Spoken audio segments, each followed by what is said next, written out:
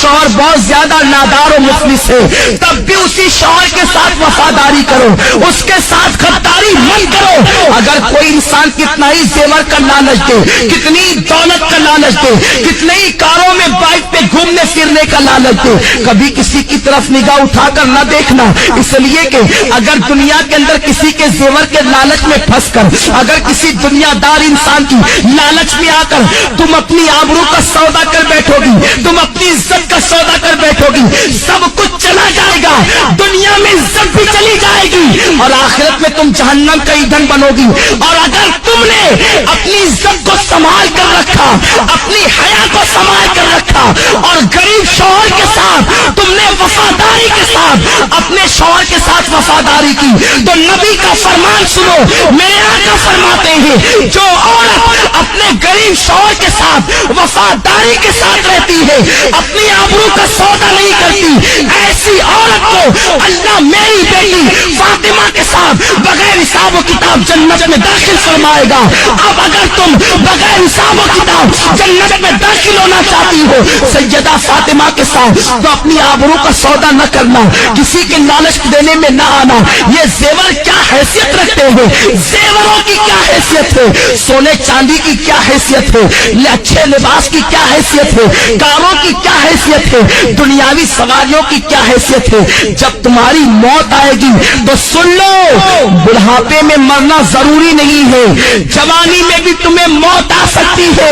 اللہ اکبر، جب تمہیں موت آئے گی، اگر تم نے اپنی حیا کو بیچ کر زیورات حاصل کیے ہوں گے، یہی زیورات تمہارے بدن سے نکال لیے جائیں گے۔ اچھے اچھے لباس تم نے جو جمع کیے ہوں گے، وہ لباس بھی تم سے چھین لیا جائے گا اور تمہیں کیا پہنایا جائے گا؟ سادہ سا، سمپل سا 2 گز سفید کپڑا جسے دنیا کفن کہتی ہے، وہ کفن تمہارے بدن سے لپیٹا جائے گا۔ کافور کی وہ غمگین خوشبو تمہارے بدن سے لگائی جائے گی۔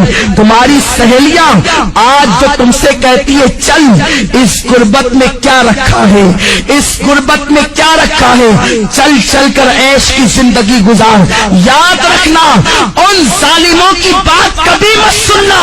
اے سیدہ فاطمہ کی کنیزاؤں، نبی نے اپنی بیٹی کا نکاح کسی کروڑ پتی کے ساتھ نہیں کیا تھا، نبی نے اپنی بیٹی کا نکاح ایسے علی کے ساتھ کیا تھا جس کے پاس گھر بھی رہنے کو موجود نہ تھا۔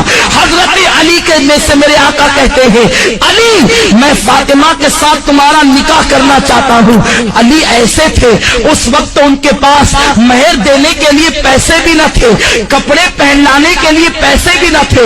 عرض کرتے ہیں یا رسول اللہ، نہ مہر دینے کے پاس میرے پاس پیسے ہیں، نہ کپڑا خریدنے کے لیے میرے پاس پیسے ہیں۔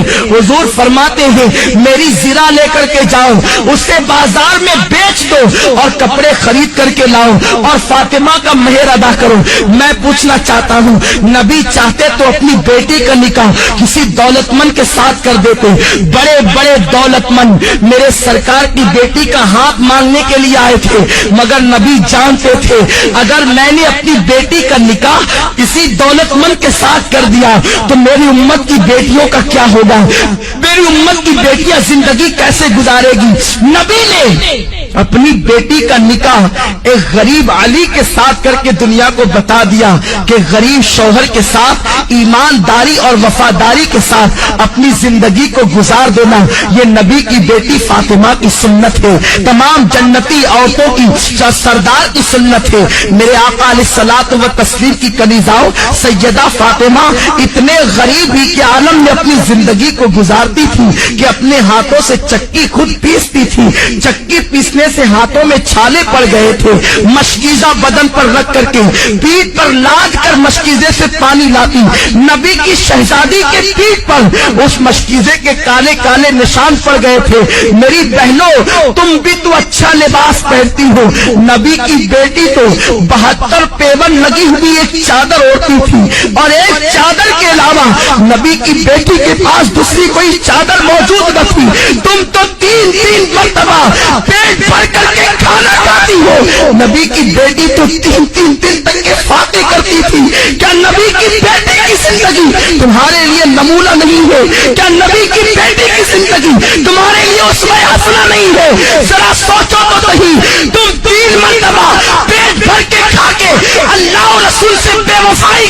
اور وہ 3 دن فاقہ کر کے اتنی نماز کی پابند تھی کہ 5 وقت کی نماز بھی پڑھتی، تہجد بھی پڑھتی، اور جب نفل نماز پڑھتی تو ایک سجدے کے اندر پوری رات گزر جاتی اور سبحان ربی الاعلیٰ کا ترانہ گنگناتی۔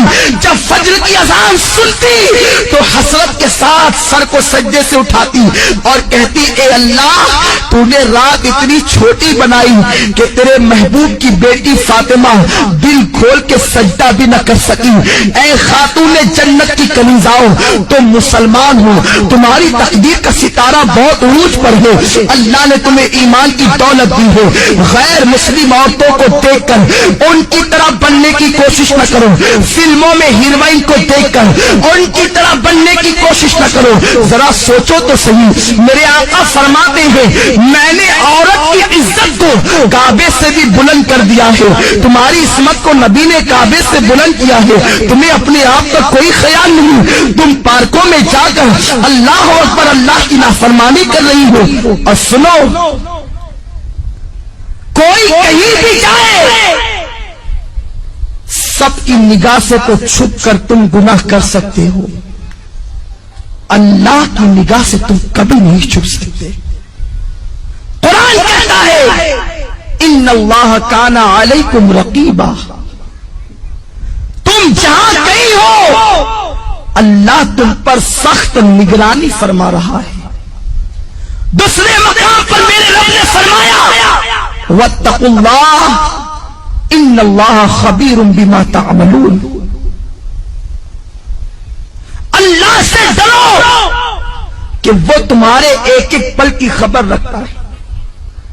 اور یہ بھی سن لو میری بہنوں، اگر تم نے اللہ سے ڈر کر گناہوں سے توبہ کر لی تو اللہ کے رسول فرماتے ہیں جو اللہ سے ڈرتا ہے اللہ اسے سب سے بے نیاز کر دیتا ہے، اللہ محتاجی کو دور کر دیتا ہے۔ جو اللہ سے ڈرتا ہے اللہ اسے ایسی جگہ سے روزی عطا کرتا ہے جہاں پر اس کا گمان بھی نہیں جاتا۔ آؤ میں آپ کو استقامت فی الدین کے حوالے سے اور اللہ کے خوف کے حوالے سے ایک بڑی پیاری حکایت پیش کروں۔ امام یافعی علیہ رحمت و رضوان فرماتے ہیں میری بہنیں غور سے سنیں اور اللہ کا خوف اپنے دل کے اندر پیدا کریں۔ جب ایک عورت اللہ سے ڈر کر گناہوں کو ترک کر دیتی ہے تو اللہ اس کے مقام کو کتنا بلند فرما دیتا ہے۔